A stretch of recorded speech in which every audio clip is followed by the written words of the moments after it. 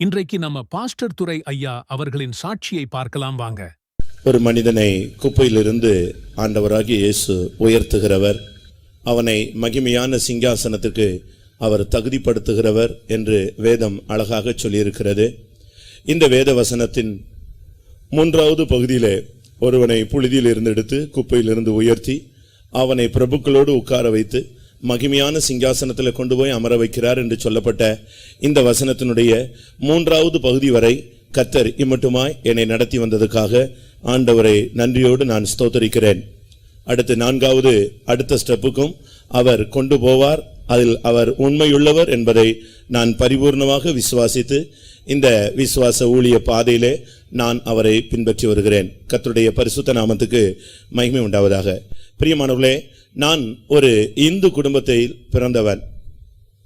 இந்து குடும்பம் என்று சொன்ன பொழுது ஒரு ஐதீகமான குடும்பம் என்று அல்ல, ஒரு சாதாரண பெயர் அளவிலே அவசியப்பட்டால் இறைவனை தேடுகிற ஒரு குடும்பத்திலே நான் பிறந்து வளர்ந்தேன்.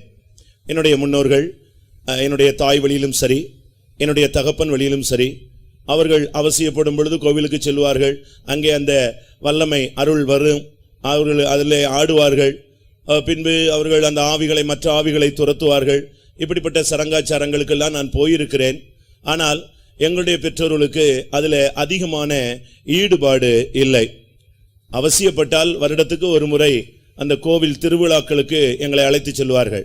அது விடுமுறை நாளாக இருக்கிறபடினால் நாங்கள் எல்லாரும் அதுக்கு ஆசையோடு நாங்கள் அதை கடந்து செல்வோம். விடுமுறை நாள் முடிந்த பின்பு வந்து விடுவோம். அதற்கு பின்பு இறைவன் எங்களுடைய வாழ்க்கையில தேவை என்கிற ஒரு சிந்தை அற்றவர்களாக நாங்கள் வாழ்ந்து வந்தோம்.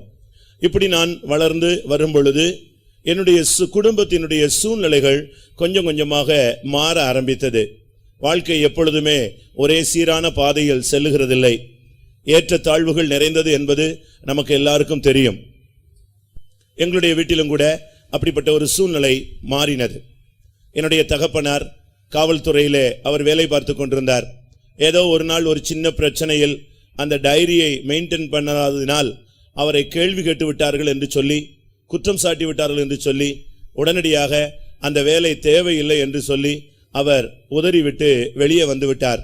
ஆனால் அதற்கு முன்பாகவே அவருக்கு குறுகிய காலத்திலே பணம் சம்பாதிக்க வேண்டும் என்கிற ஒரு சிந்தை இருந்தபடியினால் அந்த தொழில் அவருக்கு பிடிக்கவில்லை. சமயம் வந்த பொழுது அதை உதறிவிட்டு அவர் கொஞ்சம் கொஞ்சமாக சமூக விரோத செயல்களில் அவர் ஈடுபட ஆரம்பித்தார். அப்படினால் அவர் குற்றவாளிகளை அநேகரை சந்தித்திருப்பதினால் எங்கே குற்றங்கள் செய்ய முடியும், யார் யார் அதில் தொடர்பு உள்ளவர்கள் என்பவர்களை தெளிவான விதத்தில் அவர் அறிந்திருந்தபடினால் அவர் கொஞ்ச நாட்கள் கள்ளநோட்டு அடிக்கிற ஒரு கூட்டத்தோடு தொடர்பு வைத்திருந்தார். அது கொஞ்ச நாள் ஓடினது, செயல்பட்டது. அதற்கு பின்பு அதில் அவருக்கு சரியான வாய்ப்பு கிடைக்காதபடினாலே மறுபடி வேறொரு பாதைக்கு அவர் திருப்பப்பட்டார். நான் முதலாவதே சொன்னனே, இந்து மார்க்கத்தில் அதி தீவிரமாக அவர்கள் செயல்படவில்லை. ஏதோ பெயரளவில் தான் அவர்கள் செயல்பட்டு வந்தார்கள். கொஞ்ச நாட்களுக்கு பின்பு நீங்கள் கேள்விப்பட்டிருப்பீர்கள், ஐம்பொன் சிலைகள் என்று அநேக கோவில்களிலே, இந்து கோவில்களிலே இருக்கும். அவைகள் வெளிநாடுகளுக்கு கடத்தப்படுவது, பஞ்சலோக சிலைகள் பிடிபடுவது, இதெல்லாம் பேப்பரிலே நாம் பார்க்கலாம். இப்படிப்பட்ட ஒரு கூட்டத்தோடு அவர் சேர்ந்து அவர் அந்த சிலைகளை திருடி வெளிநாடுகளுக்கு கடத்தும்படியான ஒரு தொழிலிலே அவர் ஈடுபட்டார். என்னுடைய அறிவின்படி எங்களுடைய வீட்டுக்கு எத்தனையோ விசை இந்த ஐம்பொன் சிலைகள் கொண்டு வரப்பட்டிருக்கிறது. அது சிலையாக கொண்டு போனால் பிரச்சனை என்று சொல்லி அதை துண்டிக்கக்கூடிய வேலையை எங்களுடைய வீடுகளிலே வைத்து நாங்கள் செய்வோம். டேப் ரெக்கார்டை அதிகமாக சவுண்டை அதிகமாக பாடலை போட்டுவிட்டு இதை உட்கார்ந்து அறுத்து கொண்டிருப்பார்கள். இப்படி பலரும் பலவிதமான கூட்டத்தார் எங்களுடைய வீடுகளுக்கு வந்து இப்படி பஞ்சலோக சிலைகளை திருடுவதும் அதை கடத்துவதும், இப்படித்தான் எங்களுடைய குடும்பம் செயல்பட்டது. ஆனால் இதிலே வருகிற வருமானம் ஒரு நாளும் வீடு வந்து சேர்ந்தது கிடையாது. ஏனென்றால் என்னுடைய தகப்பனாருடைய குடிப்பழக்கம், அவருடைய தவறான பழக்க வழக்கங்கள், இவைகள் நிமித்தமாக அவர் தன்னுடைய வருமானத்தை தனக்கே அளித்து கொண்டிருந்தார். எங்களுடைய குடும்பம், எங்களுடைய அம்மா ஆசிரியையாக இருந்தபடினால் அவர்கள் முன்னிட்டு நாங்கள் சாப்பாட்டுக்கு குறைவில்லாமல் கொண்டு செல்லப்பட்டோம். ஆனாலும் கூட நாட்கள் போக போக என்னுடைய தாயாருடைய வருமானத்தையும் என்னுடைய தகப்பனார் பறித்துக்கொள்ள ஆரம்பித்த பொழுது குடும்பம் கடனிலே செல்ல ஆரம்பித்தது. இந்த சூழ்நிலையிலே ஒரு கோவிலிலே அவர் திருட அவருடைய கூட்டத்தார் சென்ற பொழுது அந்த கோவில் காவலாளி திடீரென்று விழித்து விட்டான். அப்படினால் அவனிடத்திலிருந்து தப்ப வேண்டும், அவனுக்கு தெரியாமல் செய்ய வேண்டும் என்று முயற்சி எடுத்து அது சக்சஸ் ஆகாதபடியினாலே கடைசியாக கடப்பாரை வைத்து அவனை தட்டிவிட்டார்கள். அவன் செத்து போய்விட்டான். இப்படியாக அவர் ஒரு குற்றவாளியாக மாற்றப்பட்டார். திருநெல்வேலி மாவட்டத்தில் உள்ள ஒரு இந்து கோவிலிலே திருவிழாவில் நானும் என்னுடைய தகப்பனாரும் நின்று கொண்டிருந்த பொழுது அவரை அரெஸ்ட் பண்ணும்படியாக போலீஸ்காரர்கள் ஜீப்பை வைத்துக் கொண்டு சுற்றி சுற்றி வந்தார்கள். எங்களுக்கு அது தெரியாது. அது எங்களுடைய தகப்பனாருடைய சொந்த ஊராக இருந்தபடினால் அவர்களுக்கு பிடிக்க முடியவில்லை. ஏனென்றால் பிடித்தால் ஒரு பெரிய கலவரம் போல, ஜாதி கலவரம் போல வந்துவிடும் என்று சொல்லி அவர்கள் அரெஸ்ட் பண்ணாமல் முயற்சி எடுத்துக்கொண்டே இருந்தார்கள். காலதாமதமான பொழுது என்னுடைய தகப்பனாருடைய சகோதரியுடைய மாப்பிளையை கணவரை பிடித்து கொண்டு போய்விட்டார்கள். அன்று இரவுதான் இப்படி ஒரு பிரச்சனை என்று தெரியும். உடனடியாக என்னுடைய தகப்பனார் என்னுடைய வீட்டுக்கு கொண்டு என்னை விட்டுவிட்டு அவர் தப்பி போய்விட்டார். ஆனாலும் அந்த கொலை கேஸில் என்னுடைய தகப்பனார் சேர்க்கப்பட்டார். ஒரு குறிக்கப்பட்ட இடத்துல வைத்து பிடிக்கப்பட்டார். பின்பு 14 வருடம் அந்த கும்பலுக்கு எல்லாருக்கும் 14 வருட ஆயுள் தண்டனை போடப்பட்டது. அதிலிருந்து ஜாமீனிலே வெளியே வந்து அவர் கொஞ்ச நாள் இருந்தார். பிரியமானவர்களே, இப்படித்தான் எங்களுடைய குடும்ப சூழ்நிலை போய்கொண்டிருந்தது. இந்த சூழ்நிலையிலே என்னுடைய சகோதரர்கள் அவர்கள் ஓரளவு படித்து அவர்கள் வரும் பொழுது அவர்கள் படிப்பில் அதிக நாட்டம் இல்லாதபடினால் என்னுடைய தகப்பனார் அவர்களை கொண்டு போய் சாராய கடலிலே கொண்டு போய் நிறுத்தினார். அந்த நேரத்தில் கொஞ்ச நாட்களிலே அந்த மதுவிலக்கு அமுல் செய்யப்பட்டது. அப்படினால் சாராயம் காய்ச்சுவதோ விற்பதோ கடத்துவதோ எல்லாமே குற்றம் என்று எண்ணப்பட்டது. ஆனால் அப்படினால் கள்ள சாராயத்திற்கு அதிகமான மதிப்பு இருந்தது. கொஞ்ச நாட்களிலே அந்த கடையெல்லாம் ஒதுக்கி தூக்கி வைத்துவிட்டு அவர்கள் கள்ள சாராயத்தை கடத்துகிறவர்களாக மாற்றப்பட்டார்கள். தினமும் கார் வரும், ஒவ்வொரு நாளும் செக் போஸ்டை உடைத்து கொண்டு வருவார்கள். கார் ஒரு 3 நாளுக்கு ஒரு தரம் காரில் பெயிண்ட் மாற்றிக்கொண்டே இருப்பார்கள். ஏனென்றால் அந்த கார் நம்பர் பிளேட் எல்லாம் மாறிக்கொண்டே இருக்கும். இப்படித்தான் கொஞ்ச நாட்கள் ஓடிக்கொண்டிருந்தது. திரும்ப இப்படி பிரச்சனைகள் அதிகரித்த பொழுது என்னுடைய தகப்பனாரை பிடித்து ஜெயிலிலே போட்டு விட்டார்கள். அவரை வெளியெடுக்கும்படியாக என்னுடைய சகோதரன் எவ்வளவோ முயற்சி எடுத்து கடைசியில ஒரு தீபாவளி அன்று தகப்பன் வீட்டில் இல்லாவிட்டால் அந்த தீபாவளியை கொண்டாட முடியாது, அது துக்கமான ஒரு தீபாவளியா இருக்கும் என்று என்னுடைய தாய் சொன்னபடினால் என்னுடைய சகோதரர் அதிகமான பணத்தை கொடுத்து அதுக்கு முந்தின நாளிலே அவரை ஜாமீனிலே எடுத்து கொண்டு வந்தார்.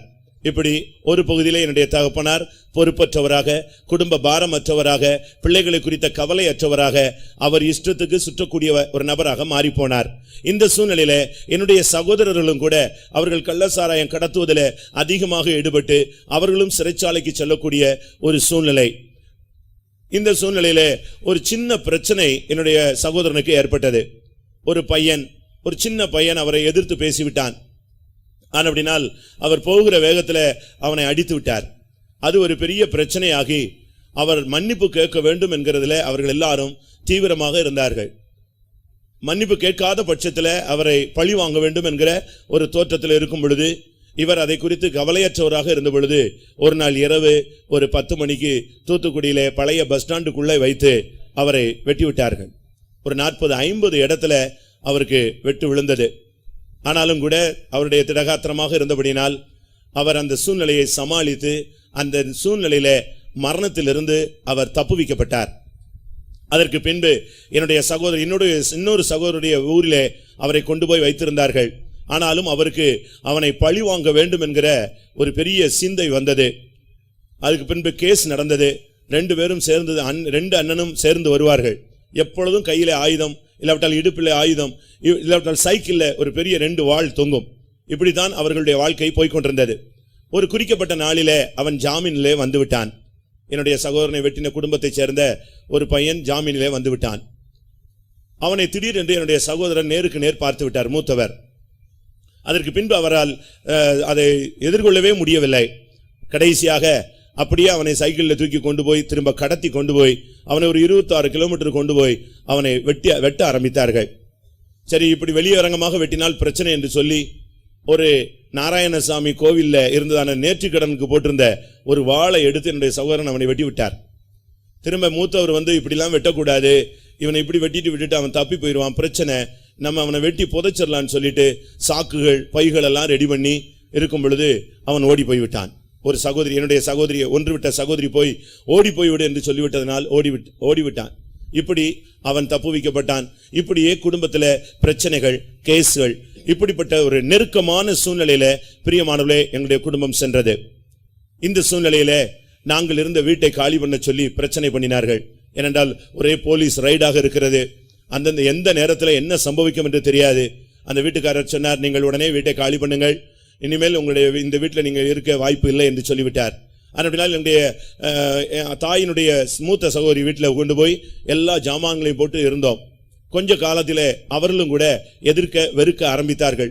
கடைசியாக யாருமே விடுதராத ஒரு பட்சத்தில் என்னுடைய சகோதரர்கள் எல்லாம் வெளியூர்ல தங்கி இருக்கிற ஒரு சூழ்நிலையில ஊருக்கு வெளியில ஒரு குடிசை போட்டு தங்கக்கூடிய ஒரு சூழ்நிலையில நாங்கள் தள்ளப்பட்டோம்.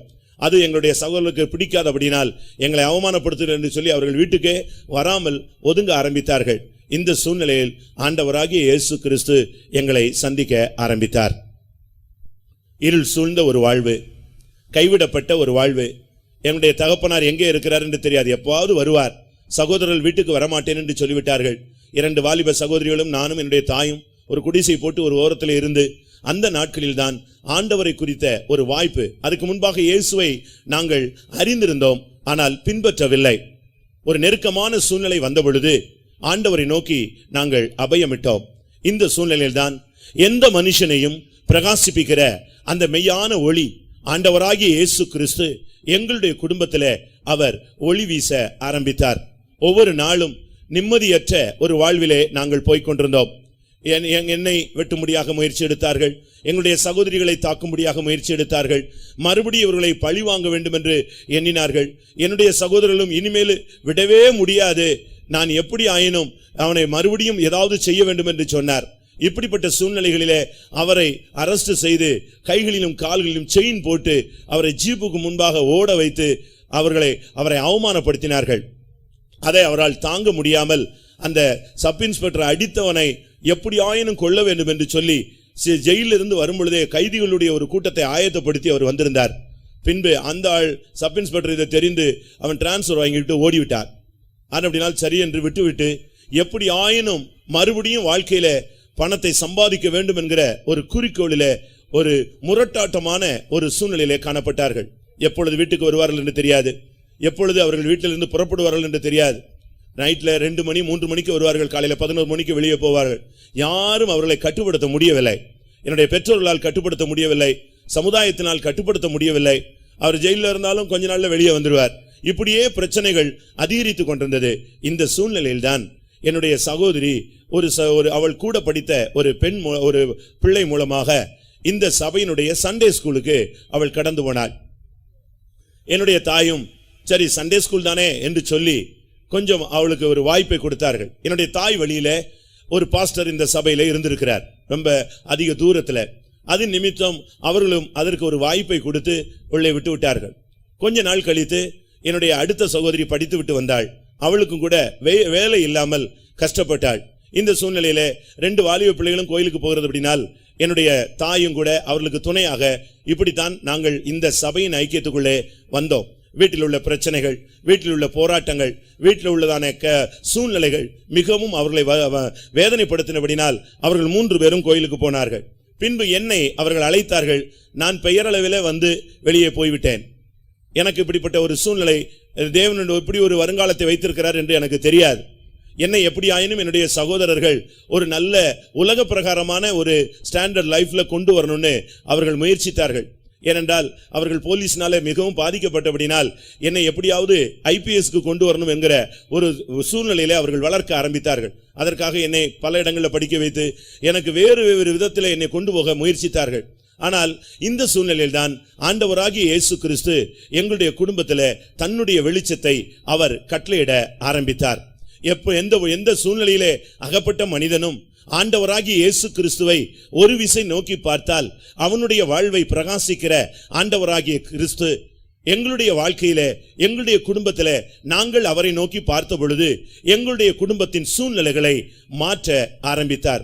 2 சகோதரர்களும் எப்பொழுதும் கேஸ்லே, எப்பொழுதும் கோர்ட்டுக்காக அலைந்து கொண்டே இருப்பார்கள். ஆனால் ஆண்டவராகிய இயேசு கிறிஸ்துவை நாங்கள் ஏற்றுக்கொண்ட பொழுது அந்த கேஸிலிருந்து அவர்களுக்கு 2 பேருக்கும் உடனடியாக ஒரு விடுதலை கிடைத்தது. என்னுடைய சகோதரனை வெட்டின அந்த கூட்டத்திலே என்னோடு படித்தவனும் ஒருவன் இருந்தான். அந்த குடும்பத்திலே நானும் அவனும் இணைந்து படித்தோம். இவர்கள் எப்படியாயினும் அவனை பழி வாங்க வேண்டும் என்று சொன்னார்கள். ஆனால் நாங்கள் எங்களுடைய சகோதரர்களை நீங்கள் பழி வாங்க வேண்டாம், தவறு அவர்களுடைய பட்சத்தில் இருந்தால் கர்த்தர் கிரியை செய்வார் என்று சொல்லி ஆனால் என்னுடைய சகோதரனை அந்த ஜீப்புக்கு முன்பாக செயின் போட்டு இழுத்து கொண்டு வந்து அவமானப்படுத்தின அந்த காரியம் அவர்களுக்கு சக்சஸ் ஆகினபடினால் அவர்கள் இவர்களை அவமானப்படுத்தினால் நாங்கள் மொட்டை போடுவோம் என்று சொல்லி ஒரு கோயிலுக்கு தீர்மானித்திருந்தார்கள். அதுபோல என்னுடைய சகோதரனை செயின் கட்டி இழுத்து விட்டு வந்ததுனால அவர்களுக்கு மிகுந்த சந்தோஷம்.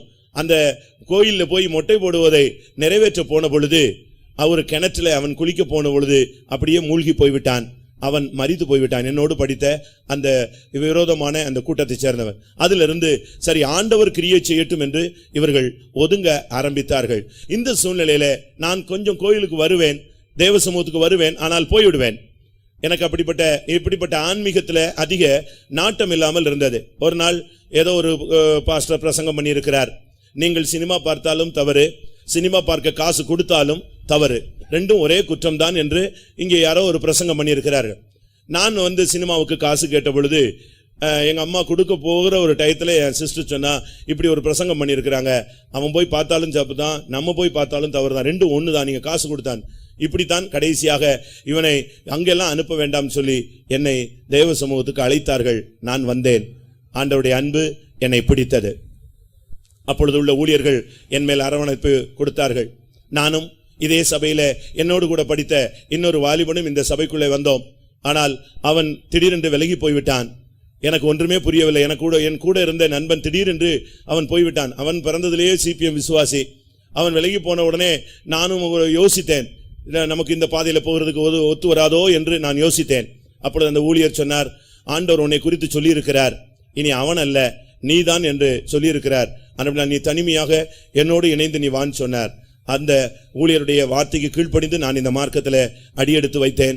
ஆண்டவராகிய இயேசு கிறிஸ்து என்னை சந்தித்தார், என்னுடைய வாழ்க்கையை சந்தித்தார், என்னுடைய படிப்புகளை கர்த்தர் பொறுப்பெடுத்தார், என்னுடைய வாழ்க்கையினுடைய போக்கையே அவர் மாற்றிவிட்டார். என்னுடைய பெற்றோர்கள் என்னை குறித்து ஒரு நோக்கம் வைத்திருந்தார்கள், எனக்குள்ளே ஒரு நோக்கம் இருந்தது. இந்த இரண்டு நோக்கமும் அடிபட்டு போய் ஆண்டவர் தன்னுடைய திரு நோக்கத்தை எனக்குள்ளே நிறைவேற்றினார். கர்த்தராகிய இயேசு கிறிஸ்துவை அவர் எனக்குள்ளே வெளிப்படுத்த சித்தமா இருந்த பொழுது நான் ஆண்டவராகிய இயேசு கிறிஸ்துவை இந்த பாதையிலே நான் ஏற்றுக்கொண்டேன். என்னுடைய வாழ்வை அப்படியே அவர் புரட்டி போட்டு இந்த மார்க்கத்தில் என்னை ஸ்திரப்படுத்த ஆரம்பித்தார். வசனங்கள் என்னோடு இடைப்பட்டது. ஆண்டவர் தெளிவான விதத்தில் என்னோடு இடைப்பட்டார். நான் சத்தியத்துக்கு கீழ்ப்படிந்தேன். பரிசுத்த ஆவியானவர் என்னை நிரப்பினார். அதற்கு பின்பு என்னுடைய படிப்பு, என்னுடைய எல்லா காரியங்களையும் ஆண்டவர் பொறுப்பெடுத்தார். நான் தெய்வீக சுக சாட்சிகளை கேட்டு ஆச்சரியப்பட்டேன். எப்படி எல்லாரும் தெய்வீக சுகத்தில் சாட்சி அனுபவத்தை சொல்லுகிறார்களே, நமக்கு ஒரு வியாதி கூட வரவில்லையே, நமக்கு என்ன சாட்சி இருக்கிறது என்று சொன்னேன். அன்று இரவிலிருந்து யோபுவை போல நான் வாதிக்கப்பட்டேன். என்னுடைய சரீரம் முழுவதும் சொறியினாலே பாதிக்கப்பட்டேன். என்னுடைய சகோதரி வீட்டுக்கு போனால் கூட வராதே என்று சொன்னார்கள். காம்பவுண்ட்ல பக்கத்து வீட்டு வாசல்ல உட்கார்ந்தா, தம்பி நீங்க இங்க இருக்கக்கூடாதுன்னு சொல்லுவாங்க. என்னால கிளாஸுக்கு போக முடியாது. நான் அப்ப +2 படித்துக் கொண்டிருந்தேன். என்னால அங்க போகவே முடியாது. உட்கார்ந்தால் எழும்ப முடியாது. கை காலெல்லாம் பயங்கரமான கட்டிகள். இவ்வளவு கொடூரமான ஒரு வியாதி போல இருந்தது. நான் தெய்வீக சுகத்துக்கு சாட்சி என்று சொன்னால் இப்படி ஒரு பாதை வந்து விட்டதே என்று நான் மிகவும் திகைத்து போனேன். ஆனால் ஒரு நாள் என்னுடைய சபையினுடைய ஊழியர் ஒரு பாஸ்டர் வந்தார். வந்து இன்னும் கஷ்டப்பட்டு கொண்டிருக்கிறாயா, என்னை எடுத்துட்டு வான்னு சொன்னார். உடனே எங்க அம்மா என்னைய குளிப்பாட்டி விட்டு அவங்க கையெல்லாம் சொறி வந்தது. ஆனா அந்த பாஸ்டர் ஒரு செகண்ட்ல, பாஸ்டர் தவமணி அவர் உடனே என்னை எடுத்தார், ஒரு ஜெபம் பண்ணினார். அவர் வேகமாக என் மேல் பூசி விட்டு, சரி உனக்கு சரியா போயிருன்னு சொல்லிட்டார். நான் வீட்டில் இருந்தேன். அந்த வாரத்திலேயே என்னால் கோயிலுக்கு போகக்கூடிய அளவுல கர்த்தர் ஒரு பரிபூர்ண சுகத்தை கொடுத்தார். ஆண்டவராகிய இயேசு கிறிஸ்து அன்றிலிருந்து என்னோடு தனிப்பட்ட விதத்தில் இடைபட ஆரம்பித்தார்.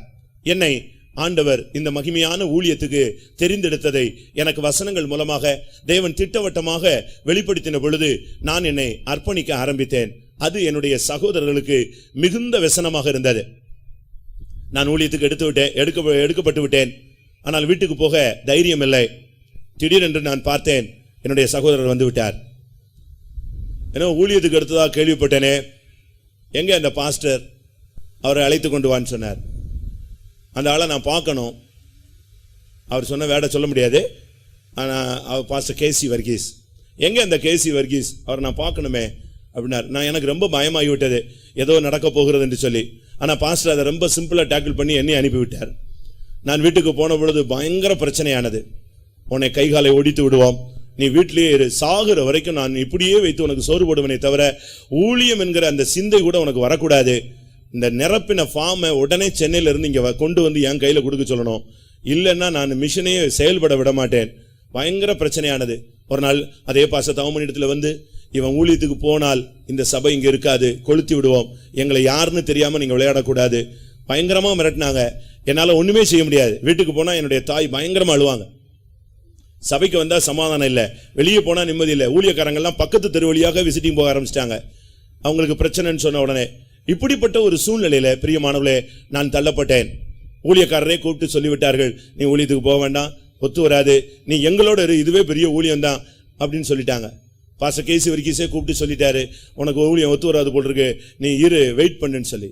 ஆனா கர்த்தர் அதே வருஷத்துல தடைகளை மாற்றி, யார் எந்த ஃபெய்த்தம கொளுத்துவேன்னு சொன்னாங்களோ, யார் இந்த இடத்துல பிரச்சனை வரும்னு சொன்னாங்களோ, அதே அண்ணன் என்னை கூப்பிட்டு, நீ போகாவிட்டால் பிரச்சனை இல்லையா, லேட்டானா ஒண்ணுமே இல்லையான்னு ஒரு நாள் திடீரென்று கேட்டார். அடுத்த நாளே நான் டிக்கெட் புக் பண்ணி நான் புறப்பட்டு போய்விட்டேன். இன்றைக்கும் அவர் தெய்வ சமூகத்துக்கு வருகிறார். பிரியமானவர்களே, ஆண்டவராகிய இயேசு கிறிஸ்துவினால் எதையும் செய்ய முடியும். அவரால் முடியாதது ஒன்றுமே இல்லை. அவர் என் வாழ்வில் ஒளி வீசினது மாத்திரமல்ல, எந்த மனுஷனையும் அவர் பிரகாசிக்கிற மெய்யான ஒளி. எங்களுடைய தாய் வடித்த கண்ணீரும் என்னுடைய சகோதரிகள் வடித்த கண்ணீருக்கும் பதிலாக கர்த்தர் குடும்பத்தை மேன்மைப்படுத்தினார். தருத்திரத்திலிருந்து வெளியே கொண்டு வந்தார். வீடு வாசல் இல்லாமல் அலைந்த எங்களுக்கு சொந்தமான வீடுகளை கொடுத்தார். என்னுடைய சகோதரன் குடும்பத்தை விட்டு அப்படியே ஒதுங்கி போய் ஏடிஎம்கே கட்சியில மாவட்ட துணை செயலாளராக போய், குடும்பமே வேண்டாம், எனக்கு அம்மா தான் வேணும்னு சுத்த ஆரம்பித்தார், வேற ஒரு அம்மா. ஆனால் கடைசியில நாங்கள் ஜெபித்தோம். என்னுடைய தாய் போய் எங்க அண்ணன் ஒய்ஃப்ட சொன்னாங்க, நீ அவன் திருந்தணும், நீ கர்த்தர்ட்ட வான்னு சொல்லி. அவங்க கர்த்தர்ட்ட பிள்ளைகளோடு வந்த பொழுது அவரும் அந்த கட்சியிலிருந்தே வெளியே வந்து விட்டார். பிரியமானவர்களே, எந்த சூழ்நிலையும் மாற்ற என் ஆண்டவராகிய இயேசுவுக்கு முடியும். அப்படினால இந்த சாட்சியை கேட்கிற அருமையானவர்களே, என்னை அழைத்த தேவன் என்னை குப்பையிலிருந்து, இப்பொழுது புழுதியிலிருந்து எடுத்து குப்பையிலிருந்து உயர்த்தி, இன்றைக்கு பரிசுத்தவான்கள் என்கிற பிரபுக்கள் மத்தியிலே என்னை உட்கார வைத்திருக்கிறார். நான் யோசிப்பேன், நமக்கு இது தகுதியா, நமக்கு இது வாய்ப்பு உண்டா, இப்படி ஒரு வாய்ப்புல நான் வருவேனா, என் கற்பனையில கூட நான் எட்டாத ஒரு காரியம். ஆனால் இன்றைக்கு அந்த 3வது ஸ்டேஜில் வைத்திருக்கிற தெய்வம் என்னை மகிமையான சிங்காசனத்தில் மகிமையிலே கொண்டு போய் சேர்ப்பார் என்று நான் விசுவாசிக்கிறேன். என்னை கேட்கிறவர்கள், நீங்கள் எந்த சூழ்நிலையில் இருந்தாலும் ஒரு விசை நீங்கள் ஆண்டவரை நோக்கி பாருங்கள், உங்கள் வாழ்க்கையிலும் கர்த்தர் அற்புதங்களை செய்வார். அல்லேலூயா.